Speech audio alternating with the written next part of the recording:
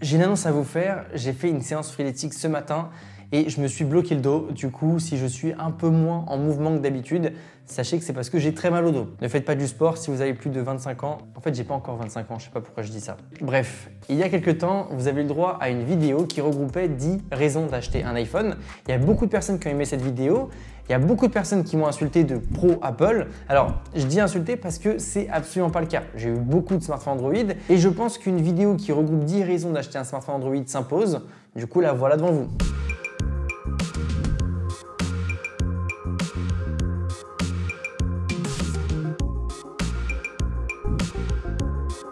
La première raison qui vient à l'esprit de tout le monde, c'est le côté personnalisation.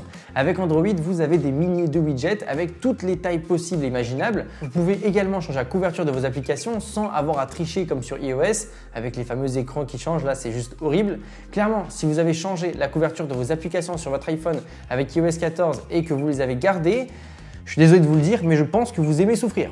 Au-delà de ces petites choses de personnalisation, vous avez des choses beaucoup plus stylées sur Android au niveau de la personnalisation, notamment avec les launchers, qui sont en gros la façon dont votre smartphone va fonctionner. Il vous suffit juste de taper Launcher sur le Play Store et sélectionner celui qui vous donne le plus envie. Il y a beaucoup de possibilités, ça change complètement un téléphone et ça va être super intéressant. Surtout que si on y pense, on a le même affichage sur les iPhones depuis 2007. Ça veut dire depuis 14 ans, on est sur le même délire. Après, je dis pas, c'est bien, mais c'est pour ça que j'aime bien changer de temps en temps parce que sinon, ça me saoulerait beaucoup trop. Juste avant d'aller plus loin, YouTube m'indique que la majorité des personnes qui regardent mes vidéos ne sont en réalité pas abonnées à ma chaîne. Donc si vous regardez mes vidéos, n'hésitez pas à apporter un petit peu de force en cliquant sur le bouton rouge. Merci à vous.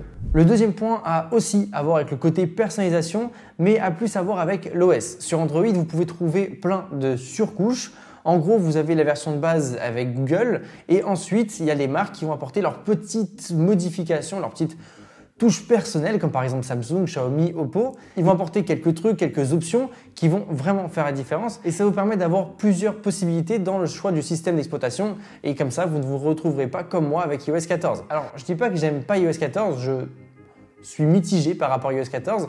Je ne suis pas contre les widgets, mais je suis contre la page de bibliothèque d'applications tout à gauche.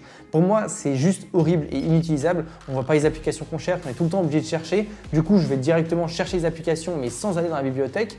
C'est une horreur. Avec Android, tu n'as jamais ce cas. Si tu n'aimes pas la surcouche d'une marque, tu peux ou mettre un launcher ou reprendre une autre marque. Aucun problème. Et après, si vous voulez mon avis, ma surcouche préférée, c'est celle de Samsung. Ok, elle a été beaucoup critiquée pendant longtemps, mais aujourd'hui, je trouve qu'elle a fait ses preuves et qu'elle est vraiment très mature. Donc, en gros, pour faire simple, si je devais résumer, je dirais que l'OS sur un smartphone Android vous permet de faire ce que vous voulez et sur un smartphone iOS, vous l'utilisez comme l'OS veut que vous l'utilisiez. Point suivant, les interactions. Avec un smartphone Android, vous avez 10 fois plus de simplicité à le connecter à votre PC. Il va le capter comme n'importe quel autre produit que vous pourriez brancher dessus, comme par exemple un disque dur, une carte SD, etc. Vous pourrez d'un côté sélectionner un fichier de votre ordinateur et le glisser dans votre téléphone en faisant un simple copier-coller, il n'y a aucun souci. Alors que quand vous branchez votre iPhone, vous avez forcément une interface qui se met en place, qui était à l'époque iTunes, qui maintenant est juste dans le fichier, mais qui est quand même une interface qui ressemble beaucoup à iTunes. Mais c'est vrai qu'on peut vivre sans jamais avoir à brancher son smartphone. Mais c'est vrai qu'il est aussi parfois beaucoup plus simple de juste faire un copier-coller de ces fichiers et ne pas avoir à se prendre la tête avec des clouds, des systèmes d'envoi de photos, etc. Moi, j'aime bien l'idée de pouvoir le brancher à mon ordinateur et ça, c'est quelque chose de positif. Quatrième point, avec un smartphone Android, vous aurez toujours un téléphone au prix qui vous conviendra. Alors oui, depuis quelques temps, il y a de plus en plus d'iPhone qui couvrent un maximum de tranches de prix. Entre en gros 400 € et 1600 €, vous pourrez toujours trouver un iPhone dans toutes les centaines d'euros. Donc, c'est pas mal, mais chez Android, vous pourrez trouver un smartphone toutes les dizaines d'euros tout simplement parce qu'il y en a beaucoup plus. Mais ça permet quelque chose de quand même super intéressant, c'est de donner de l'argent aux marques qui font ce que vous voulez, c'est-à-dire que vous pouvez payer pour avoir une fonctionnalité que vous voulez. Si par exemple vous êtes quelqu'un qui n'en a rien à faire des performances mais qui veut juste une excellente batterie, bah vous pourrez prendre un téléphone qui proposera juste une excellente batterie avec un prix extrêmement attractif comme par exemple le Wiko View 5. Mais si vous voulez un magnifique écran sans avoir forcément beaucoup de puissance, vous pouvez aussi en trouver. Bref, chez Android, vous pouvez choisir ce que vous voulez avec votre argent. Du Du coup, pas besoin de dépenser tout son argent d'un coup pour avoir le meilleur iPhone avec toutes les fonctionnalités au maximum, alors qu'en soi, il nous faut juste beaucoup de batterie. Au fait, il faut savoir que le smartphone Android le plus vendu l'année dernière est le A51 de Samsung. Il se trouvait entre 350 et 300 euros. Il faut croire que c'est la tranche de prix qui attire le plus de monde et Apple n'est pas dessus. Cette raison est celle qui va me faire passer de iOS à Android dans les prochaines semaines et c'est l'écran partagé. Sur Android, vous pouvez diviser votre écran en deux pour être beaucoup plus productif. Pour faire ça, chez Apple, il vous faudra forcément une tablette et même si vous avez les versions Max, vous ne pourrez pas le faire. C'est assez dommage. Et si vous faites partie des personnes qui sont comme moi et qui travaillent beaucoup avec leur smartphone, j'imagine que vous voyez quand même bien l'utilité d'un écran partagé. Aujourd'hui, la grande majorité des produits sont en USB-C, que ce soit mon enceinte Bluetooth, mon casque, ma console, ma batterie externe et même mon ordinateur Apple. Mais mon iPhone ne l'est pas, évidemment. Ce qui veut dire que quand je veux voyager, je peux embarquer un câble pour tout charger. Ça, c'est super pratique. Mais je dois embarquer également mon chargeur d'iPhone et mon chargeur d'Apple Watch. Ce qui fait 2 câbles pour 2 produits et un câble pour tous les autres produits. C'est vraiment se faciliter la vie, ça. C'est assez contraignant et pour toutes les personnes qui aiment bien voyager, qui aiment bien ne pas se prendre la tête, c'est vrai que le fait d'avoir un seul câble qui charge absolument tout, ça serait génial, vraiment le rêve. Du coup, peut-être que c'est une des raisons qui peut vous faire passer chez Android. En tout cas, pour moi, c'est pas ce qui va me faire changer, mais ça fait partie des petites motivations. La gestion des notifications est bien meilleure sur Android.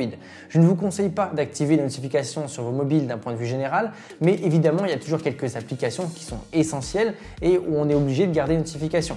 Le truc, c'est que sur Android, on a toujours un petit logo en haut à gauche pour nous dire d'où vient la notification. Comme ça, on n'a pas besoin de slider la page pour découvrir quelles sont les notifications qui sont en attente. Et d'ailleurs, pour ce qui est du panneau notification sur iOS, je trouve ça vraiment pas utile qu'il soit en haut à gauche. J'y vais vraiment jamais. Et comme j'ai jamais de petits rappels pour me dire d'y aller, quand j'y vais, c'est vraiment de temps en temps quand je me fais chier et que je veux supprimer quelques trucs. Mais après, il n'y a pas que ça qui est mal fait. Par exemple, supposons que je reçois une notification, que j'ai la petite bulle sur mon application et que je veux juste l'enlever sans avoir à cliquer sur l'application.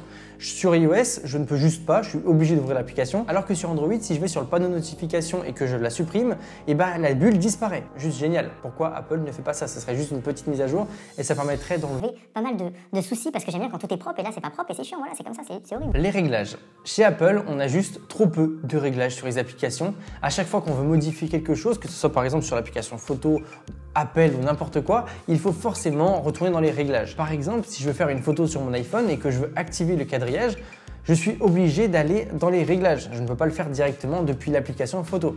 Sur Android, il y a un petit onglet qui permet de personnaliser tout ce qu'on veut et on n'a pas besoin d'aller directement dans les réglages. On a l'application photo avec tous les réglages et si on veut faire quelque chose, on fait directement tout depuis la partie appareil photo et ça permet d'éviter de faire plein de manipulations pour repartir à chaque fois dans les réglages et faire ce qu'on a à faire. Donc à ce niveau-là, je trouve que les applications Android apportent quand même beaucoup plus d'options directement dans les apps et c'est super pratique. Les prix des smartphones Android d'occasion sont ultra intéressant. Comme ils se décodent super vite, je ne sais pas pourquoi, mais ils se décodent super vite, vous pourrez retrouver des modèles stylés, modernes et puissants à des prix défiant toute concurrence sur le marché d'occasion.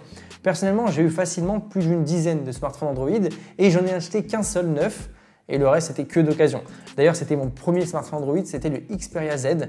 Mais si vous voulez un iPhone d'occasion, il va falloir attendre un peu plus de temps pour en trouver des pas chers. Après, il y a toujours de bonnes affaires d'occasion avec les smartphones iOS, mais c'est vrai qu'il faudra attendre un petit peu de temps, alors que sur Android, à peine 2-3 mois après la sortie du téléphone, vous avez tout de suite de très bonnes affaires. Et pour la dernière raison, la plus évidente, c'est qu'avec Android, vous avez plus de choix en termes de smartphone, ce qui en soi est tout à fait logique, mais qui permet mine de rien de trouver le modèle qui vous convient parfaitement, que ce soit en termes de design, mais de fonctionnalité, ou juste de surcouche comme on l'a dit précédemment. Si par exemple vous êtes un créatif, vous partirez certainement sur un Note 21 Ultra avec son S Pen. Si vous êtes par exemple un chef d'entreprise, pourquoi pas partir sur un smartphone pliable. Il y en a beaucoup sur Android et juste aucun sur iOS. Et si par exemple vous êtes un gamer, vous pouvez partir sur un smartphone Red Magic. Bref, peu importe vos besoins, sur Android vous trouverez forcément chaussure à votre pied.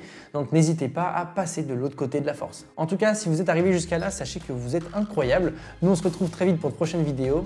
À très bientôt, c'était André Martin.